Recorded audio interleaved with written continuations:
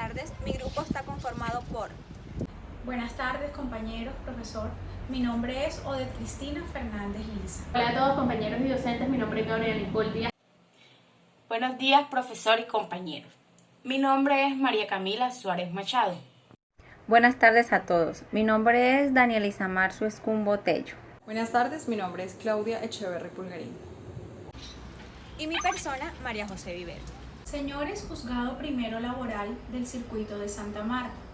Referencia: proceso ordinario laboral adelantado por el señor Juan Fuentes Fontalvo en contra de la inmobiliaria Coquito S.A., radicado número 2020-00093. Asunto: alegatos de conclusión. Ode Cristina Fernández Liza, conocida de autos dentro del término legal, me permito descorrer traslado para alegar de conclusión conforme ordenó el despacho mediante auto del 3 de septiembre del presente año.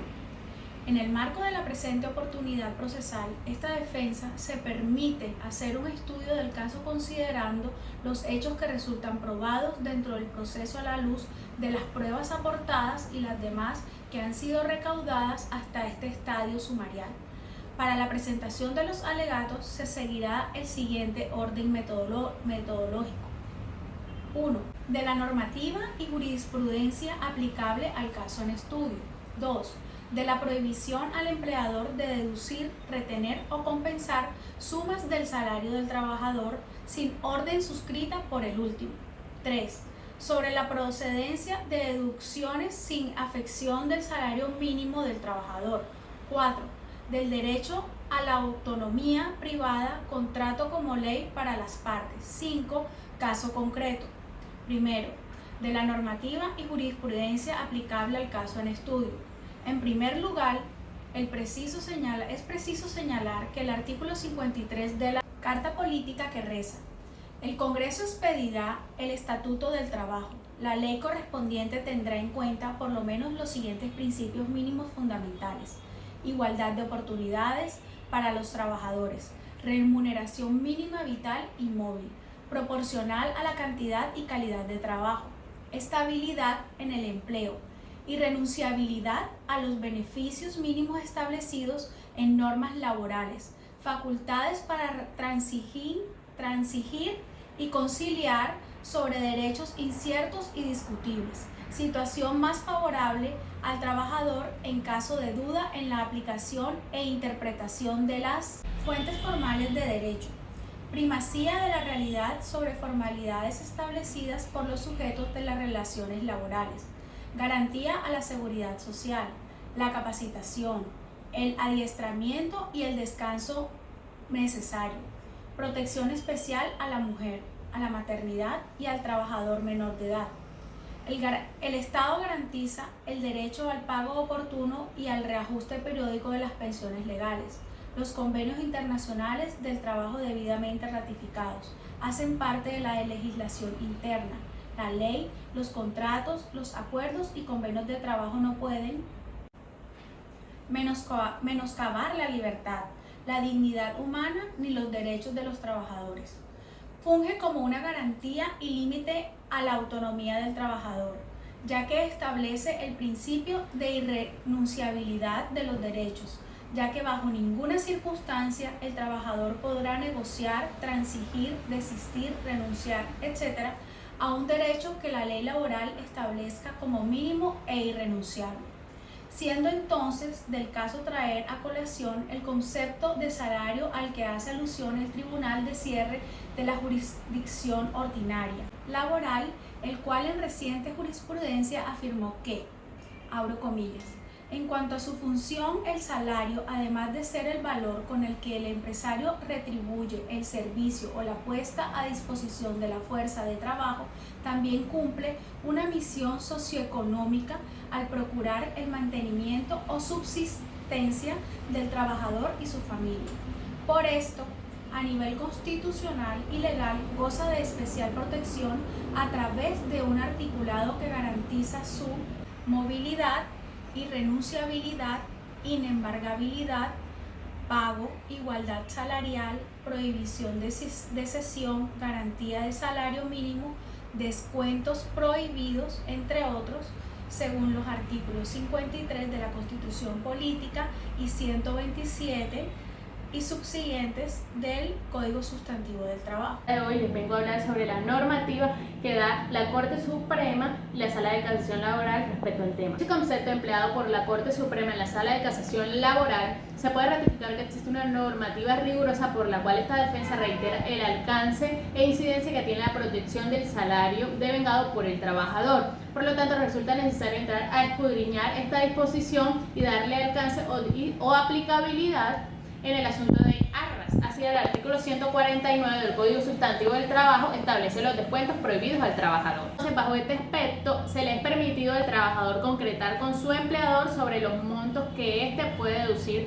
de su salario. Es decir, mientras no medie el consentimiento por escrito del trabajador o autorización legal o judicial, no puede el empleador efectuar descuento alguno sobre el salario del trabajador. Es decir, que de conformidad con el artículo antes citado, el empleador no puede deducir, retener o compensar suma alguna del salario sin orden suscrita del trabajador para cada caso o sin mandamiento judicial, quedando especialmente comprendidos en esta previsión los descuentos o compensaciones por concepto de uso de arrendamiento de locales. Por otro lado, también se sostiene que en el artículo 59 se prohíbe a los empleadores deducir o retener o compensar suma alguna del monto de los salarios y prestaciones de dinero. Era esta defensa que la ley consagra una protección especial que ampara el salario, descuentos y deducciones indiscriminadas y arbitrarias que en un momento dado pueden llegar a efectuar un empleador. Es decir, no existe una limitante respecto que en este efecto se pueda realizar retenciones, deducciones y o compensaciones, sino que estas deben realizarse atendiendo criterios que no desconozcan el derecho del trabajador de gozar de una remuneración que le permita satisfacer sus necesidades básicas. Sobre la procedencia de deducciones sin afectación al salario mínimo del trabajador.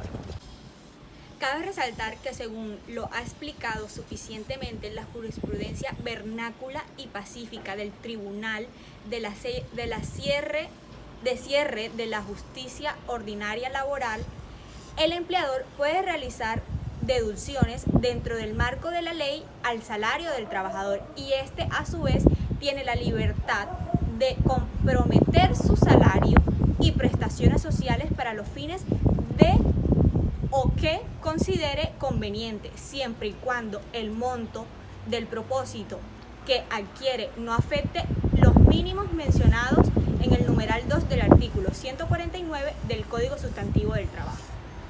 Esto es el salario mínimo real. En el caso remoto que esto suceda, tendría tanto el empleador y el trabajador que solicitar juntamente al inspector de trabajo que en uso de la facultad le conceda el artículo 141 y Biden la autorice al empleado por escrito el descuento de su salario en palabras de la misma Corte. Como se puede apreciar, la restricción está dirigida a limitar la capacidad dispositiva del trabajador sobre algunos derechos, por ejemplo, el salario mínimo, si bien es posible que el trabajador autorice descuentos sobre su salario para distintos fines, por ejemplo, acuerdos con su empleador o atender a creencias comerciales. Estos tienen unos límites establecidos por el artículo 149, numeral segundo del Código Sustantivo del Trabajo, el cual establece que no se puede efectuar la retención o deducción sin mandamiento judicial, aunque exista orden escrita del trabajador cuando quiera que se afecte el salario mínimo legal o convencional o la parte del salario declarada inembargable por la ley. Del derecho a la autonomía privada, contrato como ley para las partes. No soslaya esta defensa que dentro del marco del presente asunto se vislumbró la celebración de un contrato de arrendamiento entre mi prohijiado el señor Juan Fuente Fontalvo y Pedro Pérez Pérez, representante legal de la inmobiliaria Coquito S.A. De allí que resulte conveniente traer a la colocación del desarrollo normativo y jurisprudencial en torno al derecho a la autonomía privada de los contratantes. Así se pronunció la Sala de la de Casación Civil de la Corte Suprema de Justicia. 1. El principio jurídico supremo del cual emana todo el derecho de las obligaciones convencionales señala que la finalidad económico-social del contrato lleva implícita el cumplimiento de las estipulaciones que en él se pactan. Los contratos se celebran para cumplirse y por ello son ley para las partes. Este postulado lo encontramos establecido en el artículo 1602 del Código Civil, el cual nos dice: todo contrato legal celebrado es una ley para los contratantes y no puede ser invalidado sino por consentimiento mutuo o por causas legales. En un sentido similar, el Código de Comercio define el contrato como un acuerdo de dos o más partes para constituir, regular o extinguir entre ellas una relación jurídica patrimonial. Esto en el artículo 864. En virtud del presupuesto normativo de la libertad de estipulación de los contratantes, la parte que cumple o se añada a cumplir esta facultad para solicitar judicialmente al deudor incumplido la ejecución de la prestación que se encuentra a su cargo o bien la resolución del contrato si ello hubiere lugar, según su libre opción. El derecho expresa esta proporción en los siguientes términos. En los contratos bilaterales va envuelta la condición resolutoria en caso de no cumplirse por uno de los contratantes lo pactado, pero en tal caso podrá el otro contratante pedir a su albedrío a la resolución o el incumplimiento del contrato con indemnización del perjuicio. Esto en el artículo 1546 del Código Civil colombiano. En el mismo sentido, el artículo 870 del Código de Comercio establece: en los contratos bilaterales, en caso de mora de una de las partes, podrá la otra pedir su resolución o terminación con indemnización del perjuicio compensatorio o hacer efectiva la obligación con una indemnización de los perjuicios moratorios. En estos enunciados normativos se materializa la voluntad del legislador en consagrar la fuerza vinculante de los contratos, es decir, su función ordenadora de las relaciones sociales, al tiempo que reconoce su carácter interpretativo del negocio jurídico. El contenido del contrato solo puede ser creado, modificado o extinguido por la voluntad de las partes o por la propia ley de modo expreso, sin que sea procedente realizar en tal punto interpretaciones extensivas. Por ello, el juez no lo está permitiendo desconocer el consentimiento de los contratantes dentro de los entornos de la buena fe, como tampoco las causas expresamente previstas en normas positivas para afectar la validez de los convenios o privarlas de sus efectos.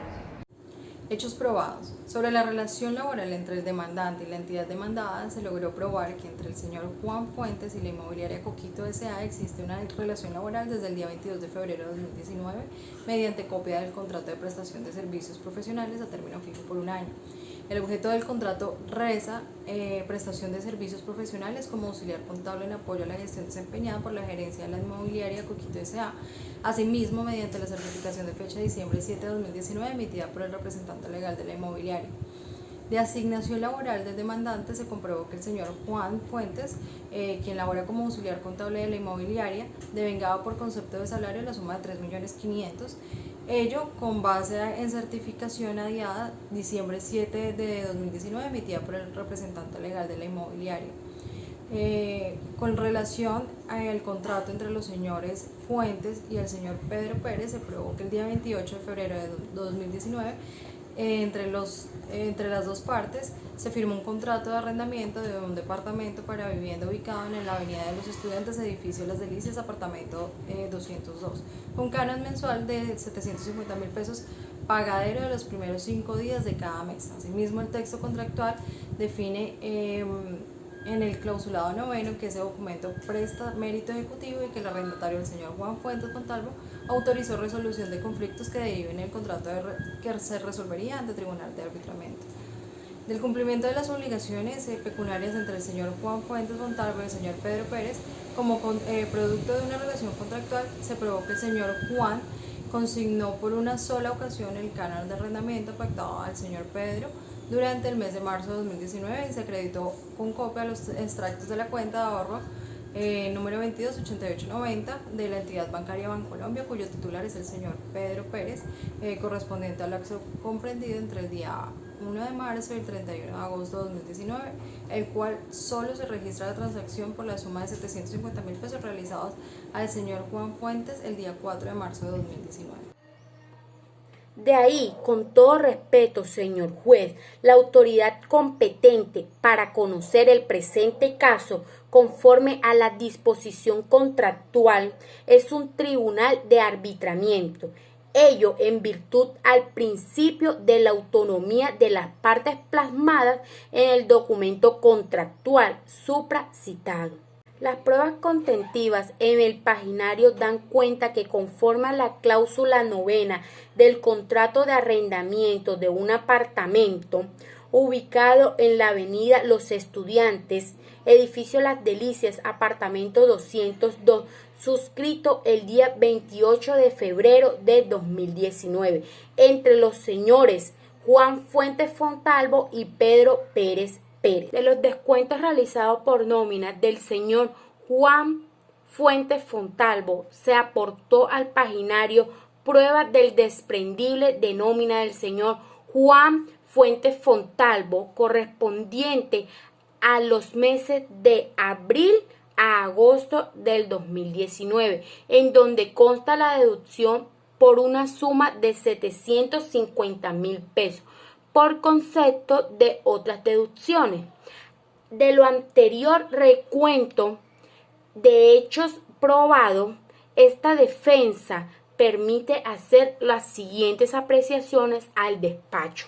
En razón a lo expresado, itero mi respetuosa solicitud al despacho a fin que se declare la nulidad del presente proceso y se ordene el desglose de las piezas probatorias que militan en el paginario, con el objeto que se presente el debate sea desatado ante un tribunal de arbitramiento conforme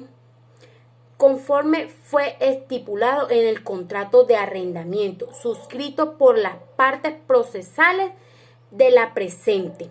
Si bien existe la prueba dentro del plenario sobre la deuda que el señor Juan Fuentes Fontalvo, trabajador en calidad de arrendatario, y el señor Pedro Pérez Pérez, empleador arrendador, por el concepto del contrato de arrendamiento de un apartamento para vivienda ubicado en la avenida Los Estudiantes, edificio Las Delicias, apartamento 202, no se probó la existencia de una autorización u orden suscrita por el trabajador o un mandamiento judicial que permitiera el descuento realizado de nómina para la cancelación de los cánones de arrendamientos adecuados correspondientes entre los meses abril a agosto del 2019.